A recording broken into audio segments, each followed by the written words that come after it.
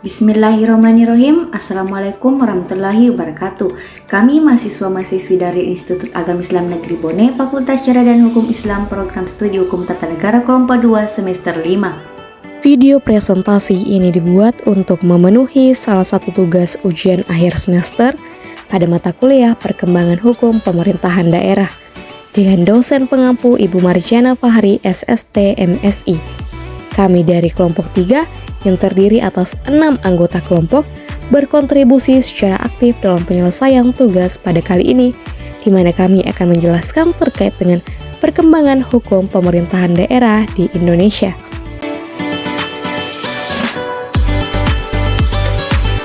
Sebelum masuk pada pembahasan materi, izinkanlah kami memperkenalkan diri terlebih dahulu. Yang pertama ada Muhammad Syaiful Haq dengan NIM 742352020043. Berikutnya ada Andi Pritandini dengan NIM 742352020044. Selanjutnya ada Miftahul Jannah dengan NIM 742352020045. Yang selanjutnya ada Astia Latifah Nur dengan NIM 742352020046. Yang berikutnya ada Muhammad Jaswar Asmin dengan NIM 742352020048. Yang terakhir ada Astria Enamaya Sari dengan NIM 742352020049. Baiklah, langsung saja kita masuk kepada pemaparan materi yang pertama. Bismillahirrahmanirrahim. Assalamualaikum warahmatullahi wabarakatuh. Saya akan menjelaskan terkait pemerintahan daerah, pengertian pemerintahan daerah. Pengertian pemerintahan daerah adalah pemerintahan daerah, penyelenggaraan urusan pemerintahan oleh pemerintah daerah dan Dewan Perwakilan Rakyat Daerah. Dan Dewan Perwakilan Rakyat Daerah menurut asas otonomi seluas-luasnya dalam sistem dan prinsip Negara Kesatuan Republik Indonesia sebagaimana yang telah dimaksud dalam Undang-Undang NKRI tahun 1945 tentang pengertian pemerintahan daerah, yang dimana perubahan pasal keempat Undang-Undang Dasar 1945 menyatakan dengan jelas mengenai bentuk dan susunan pemerintahan daerah dalam rangka negara Republik Indonesia. Pasal 18 ayat 1 berbunyi, Negara Kesatuan Republik Indonesia dibagi atas daerah-daerah provinsi dan daerah-daerah provinsi itu dibagi atas daerah-daerah kabupaten dan kota, yang tiap-tiap provinsi dan kabupaten dan kota itu mempunyai pemerintahan daerah yang diatur dalam undang-undang.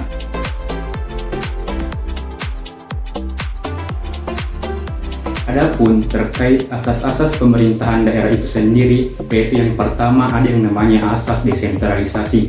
Asas desentralisasi adalah penyerahan wewenang pemerintah oleh pemerintah pusat kepada pemerintah daerah dan mengatur untuk mengurus rumah tangganya sendiri dalam sistem kenegaraan kesatuan Republik Indonesia. Nah, yang kedua ada yang namanya dengan asas dekonsentrasi. Asas dekonsentrasi adalah pelimpahan wewenang dari pemerintah kepada gubernur sebagai wakil dari pemerintah dan atau kepada instansi vertikal di wilayah tertentu. Nah, yang ketiga itu tugas pembantuan, adalah penugasan dari pemerintahan kepada daerah dan atau desa, dari pemerintah provinsi kepada kabupaten atau kota atau desa, serta dari pemerintahan kabupaten atau kota kepada desa untuk melaksanakan tugas tertentu dengan kewajiban melaporkan dan mempertanggungjawabkan pelaksanaannya kepada yang menugaskan. Tujuan otonomi daerah adalah bisa meningkatkan daya guna dan hasil guna penyelenggaraan pemerintahan di daerah, utamanya dalam aspek pelayanan dan pembangunan masyarakat. Selain itu, dapat meningkatkan pembangunan kestabilan politik dan kesatuan bangsa. Adapun prinsip-prinsip otonomi daerah yaitu: pertama, prinsip kesatuan. Otonomi daerah harus menjunjung aspirasi perjuangan rakyat untuk memperkokoh negara kesatuan dan mempertinggi tingkat kesejahteraan masyarakat lokal. Kedua, prinsip real dan tanggung jawab. Otonomi daerah nyata dan bertanggung jawab untuk kepentingan seluruh masyarakat. Ketiga, prinsip penyebaran daerah otonom, mengutamakan aspek keserasian dan tujuan di samping demokrasi. Yang keempat, prinsip keserasian. Daerah otonom mengutamakan aspek keserasian dan tujuan di samping aspek demokrasi. Apabila kita melihat pemerintah daerah berdasarkan sejarah undang-undang yang pernah berlaku di Indonesia, bisa dilihat pada periode pertama 1945 sampai 1948. Pada periode ini belum terdapat sebuah undang-undang yang mengatur pemerintah daerah secara khusus. Aturan yang digunakan adalah aturan yang ditetapkan oleh PPKI. Selain itu, digunakan pula aturan Undang-Undang Nomor 1 Tahun 1945 yang mengatur mengenai penyelenggaraan pemerintahan sehari-hari oleh Komite Nasional Daerah. Otonomi bagi daerah baru dirintis dengan keluarnya Undang-Undang Nomor 1 Tahun 1945 menyebutkan setidaknya ada 3 jenis daerah yang memiliki otonomi, yaitu keresidenan, kota otonom, dan kabupaten, serta lain-lain daerah yang dianggap perlu, kecuali daerah Surakarta dan Yogyakarta. Pemberian otonomi itu dilakukan dengan pembentukan Komite Nasional dengan sebagai badan perwakilan rakyat daerah. Periode Undang-Undang yakni 1948 sampai 1957. Pada periode ini berlaku Undang-Undang Pokok Nomor 22 Tahun 1948 tentang pemerintahan daerah. Undang-undang ini adalah undang-undang pertama kalinya yang mengatur susunan dan kedudukan pemerintahan di daerah di Indonesia. Secara umum, di Indonesia memiliki 2 jenis daerah berotonomi, yaitu daerah otonom biasa dan daerah otonomi khusus, yang dimana disebut dengan daerah istimewa. Daerah otonomi khusus yang dimana diberi nomenklatur daerah istimewa adalah daerah kerajaan atau kesultanan dengan kedudukan swapraja. Nah, sebelum Indonesia merdeka dan masih dikuasai oleh dinasti pemerintahannya. Kemudian, pada periode ketiga dari 1957 hingga 1965, pada periode ini berlaku Undang-Undang Nomor 1 Tahun 1957 tentang pokok-pokok pemerintahan daerah yang disebut juga Undang-Undang tentang pokok-pokok pemerintahan 1956. Nah, undang-undang ini menggantikan Undang-Undang Republik Indonesia Nomor 22 Tahun 1948 dan Undang-Undang Nomor 44 Tahun 1950. Nah, secara umum Indonesia memiliki 2 jenis daerah berotonomi, yaitu daerah otonom biasa yang disebut dengan daerah swatantra dan daerah otonomi khusus yang disebut dengan daerah istimewa. Masing-masing daerah berotonomi tersebut memiliki 3 tingkatan dan nomenklatur yang berbeda-beda, yakni tingkat 1 bahwa nomenklatur daerah otonomi biasa adalah daerah swatantra tingkat ke-1 atau Kota Praja Jakarta Raya, sedangkan nomenklatur daerah otonomi khususnya adalah Jakarta Raya daerah istimewa tingkat ke-1. Nah, pada tingkat kedua, nomenklatur daerah otonomi biasanya adalah daerah swatantra tingkat kedua atau Kota Praja, sedangkan nomenklatur daerah otonomi khususnya adalah daerah istimewa tingkat kedua. Kemudian, pada tingkat ketiga, nomenklatur daerah otonomi biasanya adalah daerah swatantra tingkat ketiga, sedangkan nomenklatur daerah otonomi khususnya adalah daerah istimewa tingkat ketiga. Periode keempat 1959 sampai 1960. Setelah berlakunya kembali Undang-Undang Dasar 1945 melalui Dekret Presiden 5 Juli 1959. Setelah demokrasi berubah dengan jargon demokrasi terpimpin, dampak langsung dari otonomi daerah adalah diberlakukannya penetapan Presiden Nomor 6 Tahun 1959 dan Perpres Nomor 5 Tahun 1960. Penetapan ini sebenarnya memiliki maksud dan tujuan untuk memulihkan dan memperkokoh kewibawaan kepala daerah sebagai pemerintah pusat dan diberi kedudukan dan fungsi rangkap sebagai alat dekonsentrasi, yaitu gubernur, bupati atau wali kota. Periode kelima 1965 sampai 1974. Pada periode ini berlaku Undang-Undang Nomor 18 Tahun 1965 tentang pokok-pokok pemerintahan daerah. Undang-undang ini menggantikan Undang-Undang Nomor 1 Tahun 1957, Penetapan Presiden Nomor 6 Tahun 1959, Penetapan Presiden Nomor 2 Tahun 1960, Penetapan Presiden Nomor 5 Tahun 1960, Penetapan Presiden Nomor 7 Tahun 1965. Menurut undang-undang ini, secara umum Indonesia hanya mengenal 1 jenis daerah otonomi.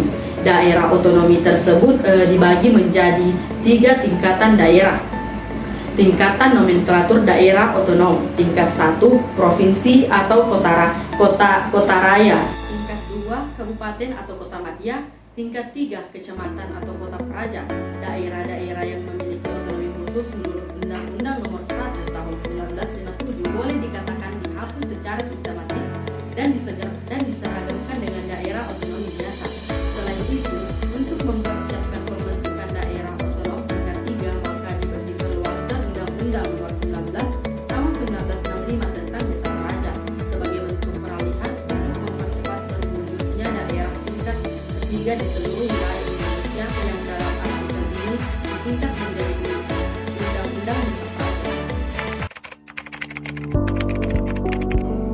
pada periode ke-6 tahun 1974 sampai 1999. Pada periode ini berlaku Undang-Undang Nomor 5 Tahun 1974 tentang pokok-pokok pemerintahan di daerah. Undang-undang ini menggantikan Undang-Undang Nomor 18 Tahun 1965 yang dinyatakan tidak dapat diterapkan. Menurut undang-undang ini, secara umum Indonesia dibagi menjadi satu macam daerah otonom sebagai pelaksanaan asas desentralisasi dan wilayah administratif sebagai pelaksanaan asas dekonsentralisasi.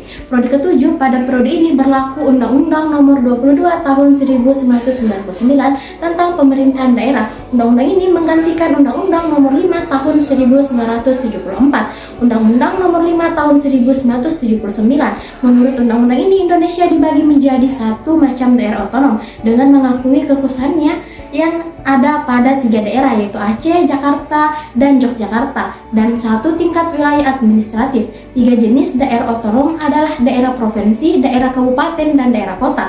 Ketiga jenis daerah tersebut berkedudukan setara dalam artian tidak ada hierarki daerah otonom. Daerah provinsi berkedudukan juga sebagai wilayah administratif. Undang-undang menentukan bahwa pemerintahan lokal menggunakan nomenklatur pemerintahan daerah. Pemerintahan daerah adalah penyelenggaraan pemerintahan daerah otonom oleh pemerintahan daerah dan DPRD menurut asas desentralisasi.